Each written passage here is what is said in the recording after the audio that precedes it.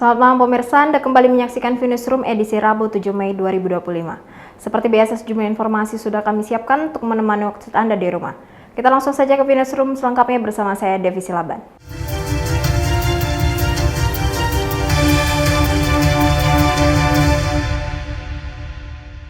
Kita ke informasi pertama. Lahan seluas 10 hektar disiapkan Pemkab Bintan mendukung pembangunan sekolah rakyat.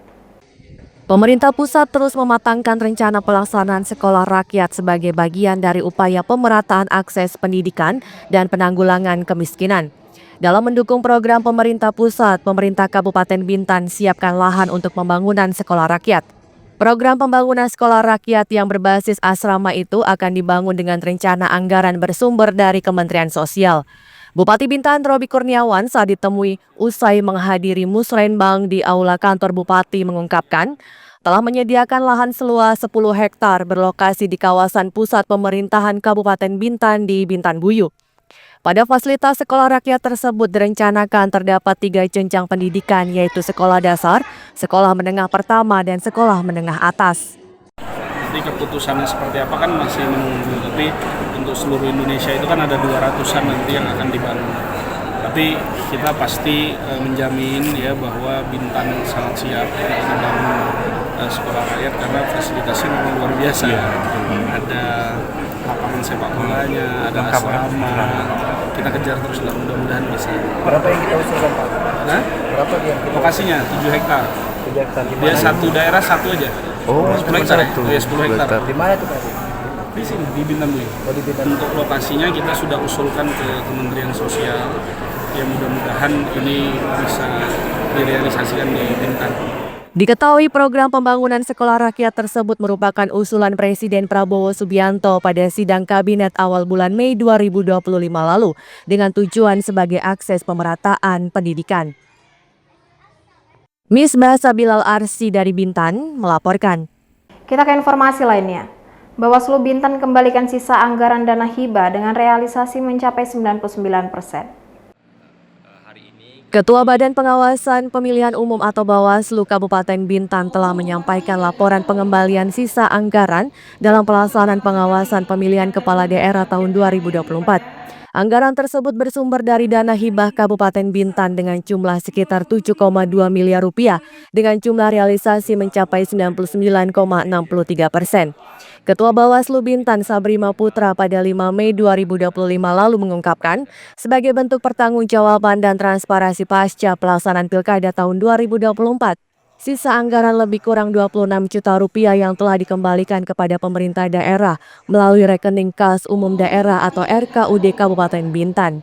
Kabupaten Bintan sisa hibah pengembalian itu sekitar 26.446.300 rupiah ke rekening RKUD Kabupaten Bintan. Dari anggaran 7M tersebut sekitar kurang lebih 3 miliar itu dipergunakan untuk operasional dan juga keperluan di Panwaslu kecamatan masing-masing yang ada di Kabupaten Bintan. Nah, ini juga bukti kami, transparansi kami dan pertanggungjawaban kami pasca kami menerima hibah pada tahapan pemilihan kepala daerah tahun 2024. Misbah Sabilal Arsi dari Bintan melaporkan.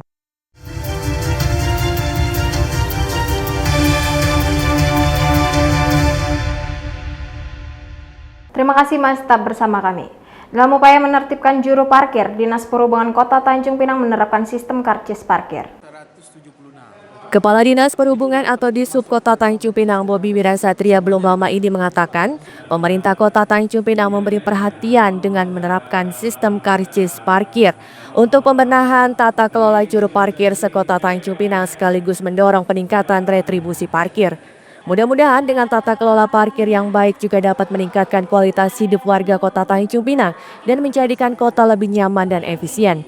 Bobi mengungkapkan hingga saat ini pendapatan asli daerah atau PAD dari sektor perparkiran masih belum optimal.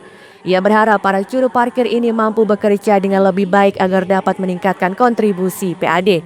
Selain itu, 176 juru parkir di Kota Tanjung Pinang juga sudah terdaftar di BPJS Ketenagakerjaan dengan beban premi yang akan dibayarkan langsung oleh pihak Dishub Kota Tanjung Pinang. Kami konsolidasi secara internal untuk melakukan pembenahan terhadap juru parkir sekota Tanjung Pinang terkait dengan SOP dan juga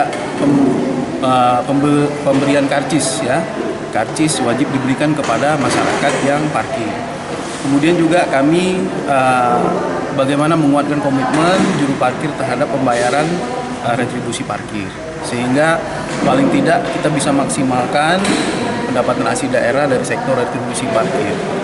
Kemudian juga kami mengucapkan terima kasih kepada BPJS Ketenagakerjaan. Alhamdulillah siang hari ini kita juru parkir sekota Tanjung Pinang menerima rompi yang baru, dan ini merupakan sumbangsi dari BPJS Ketenagakerjaan.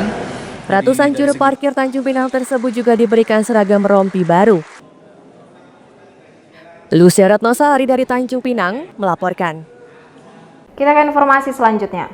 Polsek Tanjung Pinang Timur berhasil meringkus pria berusia 25 tahun yang nekat mencuri perabotan rumah tangga di mes tempatnya bekerja.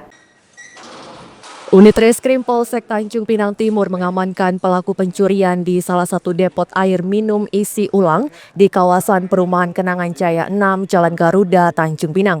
Pelaku pencurian itu tidak lain adalah mantan karyawan di depot air minum isi ulang tersebut berinisial BRP, pria berusia 25 tahun. Kapolsek Tanjung Pinang Timur AKP Sugiono mengatakan penangkapan pelaku dilakukan atas laporan dari pemilik depot pengisian air minum yang melaporkan karyawan yang melakukan pencurian. Pelaku ditangkap oleh tim Macan Polsek Tanjung Pinang Timur di kos-kosannya di kawasan Hutan Lindung Tanjung Pinang pada Sabtu 3 Mei 2025 lalu. Pelaku berhasil membawa barang rumah tangga dan elektronik seperti kasur, lemari plastik, galon air mineral, genset, kipas angin, kompor gas, dan dispenser. Jadi terkait kita ada mengamankan terkait tindak pidana yang kita terapkan dengan pasal 362. Jadi ada pelapor melaporkan lebih kurang tanggal 25 Februari 2025. Selanjutnya kita lakukan penyelidikan, dan kita temukan fakta-fakta dan bukti-bukti. Selanjutnya kita mengamankan terduga atas nama BRP 25 tahun laki-laki.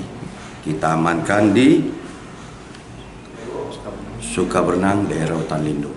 Atas perbuatannya, pelaku dijerat dengan pasal 362 KUHP tentang pencurian dengan ancaman hukuman 7 tahun penjara. Lucia Ratnosari dari Tanjung Pinang melaporkan.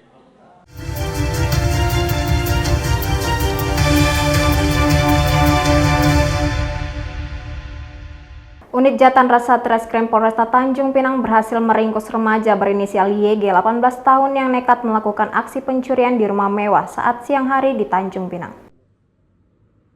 Pelaku spesialis pencurian rumah mewah tersebut berhasil diamankan oleh tim Jatan Satreskrim Polresta Tanjung Pinang di Jalan Rumah Sakit Tanjung Pinang pada Selasa malam 6 Mei 2025. Pelaku merupakan seorang residivis pencurian berinisial YG 18 tahun harus kembali berurusan dengan hukum setelah membobol rumah warga di Tanjung Pinang. Aksi pencurian dengan pemberatan atau curat di Tanjung Pinang itu terjadi saat rumah korban terpantau dalam keadaan kosong oleh pelaku. Kadit Jatan Satreskrim Polresta Tanjung Pinang Ibda Freddy Simanjuntak mengungkapkan, setelah mendapatkan laporan dari korban bahwa adanya pencurian di rumahnya, di mana pelaku mengambil beberapa alat elektronik seperti AC, televisi, dan juga kompor gas.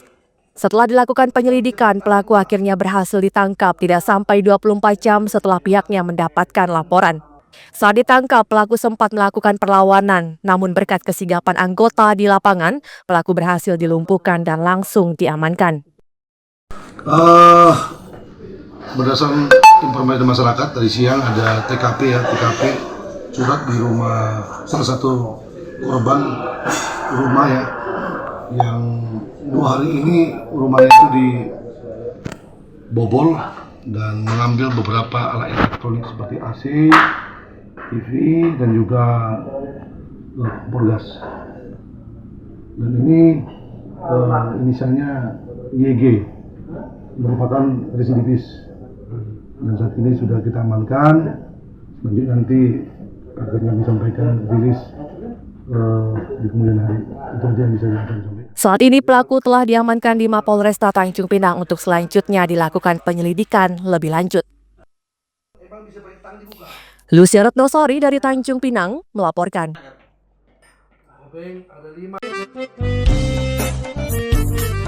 Jangan lupa follow Instagram dan TikTok VNewsClick untuk berita menarik lainnya.